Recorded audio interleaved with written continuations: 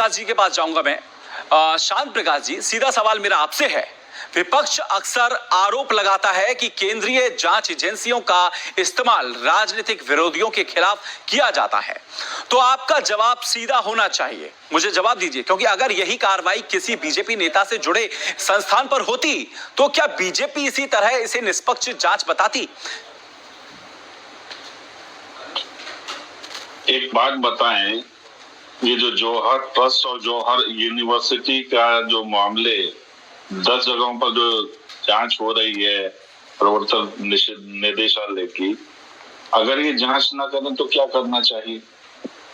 अरे कुछ भ्रष्टाचार हुआ है, कहां से पैसा आया है, क्या किस आधार पर जो है ना ये सब चीजें एस्टेब्लिश हुई, तो इसको भाजपा के साथ में क्यों जोड़ करके देखना? मैं आपके प्रश्न को समझ नहीं पाया, क्योंकि यहाँ हम बात करें। सर, विपक्ष हमेशा बोलता है, विपक्ष हमेशा उंगली उठाता है कि बीजेपी हमेशा ईडी की जांच कराती है, ठीक है?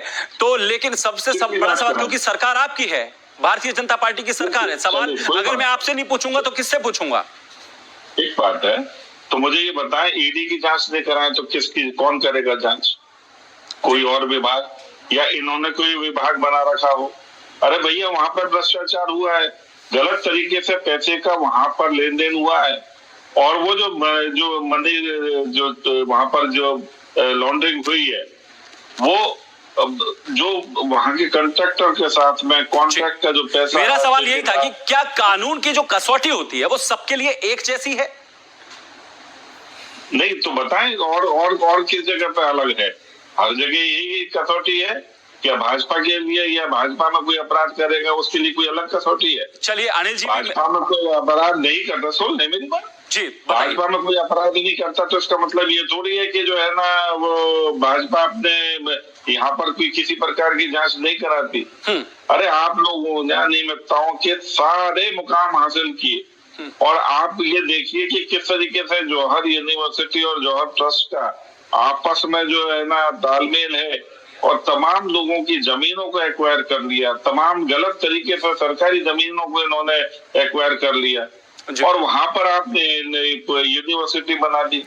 तो आप क्या सोच रहे हो कि आप अगर कुछ अनियमितताएं करेंगे तो कल को कोई राष्ट्रवादी सरकार नहीं आएगी और वो आपके जो है ना सारे चिट्ठे खोलेगी? नहीं, आज चिट्ठे खोल रहे, और जाहिर सी बात है जहां पर पैसे का लेन देन हुआ तो वहां तो जाया जाएगा, वहां का पैसा भी देखा जाएगा, वहां पे पैसा कैलकुलेट भी किया जाएगा कि किस तरीके से लेन देन हुए, कौन से कॉन्ट्रैक्ट थे आपके, जिन कॉन्ट्रैक्ट में आपने धांधली की, ये सब चीजें पकड़ में आएंगी।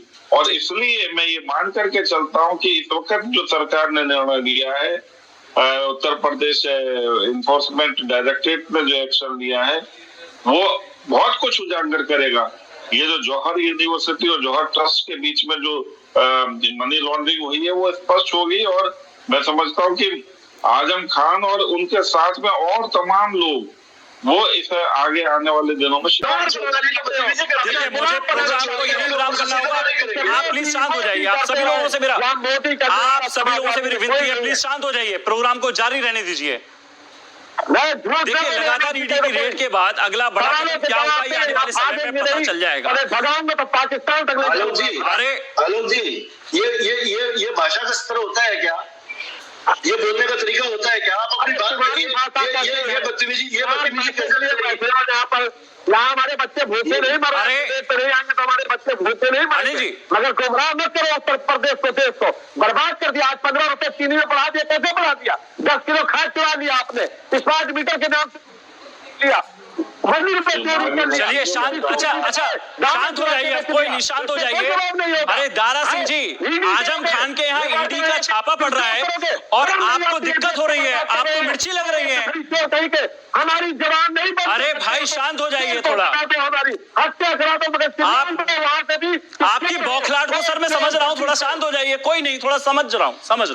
शांत प्रकाश जी, मैं आपसे सवाल करूंगा, क्या आज की ईडी जो कार्रवाई के बाद बीजेपी ये मानती है कि आजम खान की कानूनी मुश्किलों का नया अध्याय शुरू होने जा रहा है?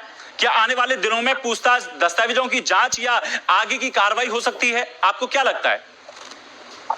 डेफिनेटली देखो, जिन्होंने भ्रष्टाचार किया है और ईडी ने कहीं ना कहीं साक्ष्यों के आधार पर ही आगे एक्शन लिया है, ऐसा नहीं है कि हवा में एक्शन लिया जाता है। और यहाँ पे स्पष्ट हो रहा है कि किस तरीके से कॉन्ट्रैक्ट में लेन देन का जो है लापरवाही हुई है, उसमें पैसे का लेन देन हुआ और ये सब चीजें ठेकेदारों ने किस तरीके से दिया और जो ठेके के लिए जो पैसा आया था वो किस तरीके से जो है ट्रस्ट में गया, ये सब चीजें स्पष्ट होंगी।